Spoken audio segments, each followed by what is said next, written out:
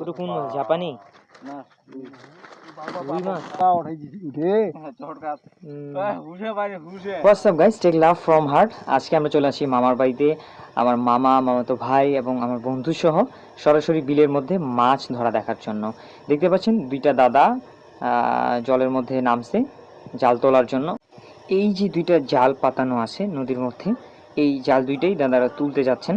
তো এই জাল তোলার জন্য অবশ্যই নিঃশব্দে যেতে হবে, না হলে মাছগুলো শব্দ পেলে সেই জাল থেকে চলে যাবে। সেই জন্য দাদারা দূর দিয়ে আস্তে আস্তে করে যাচ্ছেন আর কি। টাঙ্গন বিল, আপনারা কি জাল পাচ্ছেন নাকি? হ্যাঁ, এই আপনি মাছ টাছ বিক্রি করেন নাকি? মাছ কিনবেন না মাছ নিবেন? হ্যাঁ, মাছ খাবেন? তাহলে মাছ আপনারা মারেন না, মাছ নেওয়ার জন্য আসেন নাকি? আপনার বাসা কোথায়? ছোটা কি? ওই যে দাদাদের এখানে। আপনাদের বাসা কোথায় দাদা? ছোটা কি? ডারখোর। এটা কি বাংলাদেশে না ইন্ডিয়া? বাংলাদেশ শেষ প্রান্ত। ও আচ্ছা আচ্ছা, যাক ধন্যবাদ। এই বিলটার নাম কি তাহলে? টাঙ্গন বিল। দেখুন, শুধুমাত্র জীবিকা নির্বাহের জন্য এরকম অনেক মানুষ সারাদিন নদীর মধ্যে পড়ে থাকে জীবনের ঝুঁকি নিয়ে। সারাদিন তারা 1,500 থেকে 2,000 টাকা উপার্জন করেন এভাবে মাছ তুলে বিক্রি করে।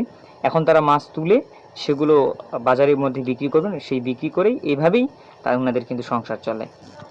একেবারেই কোনো প্রকার শব্দ না করে চুপি চুপি কিন্তু তারা জালের একেবারে কাছাকাছি চলে গেছেন এবং ওয়েট করছেন, দেখছেন যে এখানে আসলে কি কি মাছ থাকতে পারে বা কতগুলো মাছ থাকতে পারে।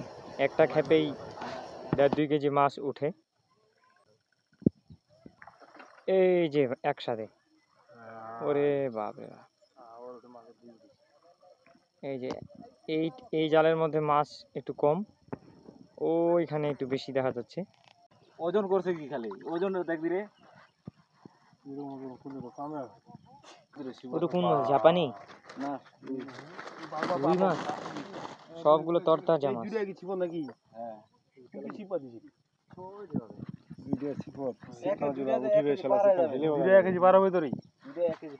অনেক বড় বড় মাছ। কত বড়? এটা একটা বড় আছে। বড়টা উঠে হুসে বাইরে হুসে উঠে কয়দিন মরছিল দেখা দেয়। হ্যাঁ খায় দেয় ঘুমা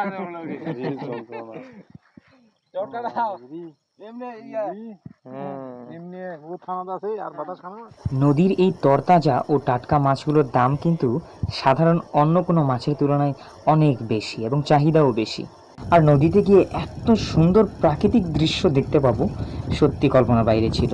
ওনারা এখন মাছগুলো বাসায় নিয়ে যাবেন। বিক্রি করবেন না খাবেন? বিক্রি। বাহ, fine. Thank you so much for watching this video. Tata.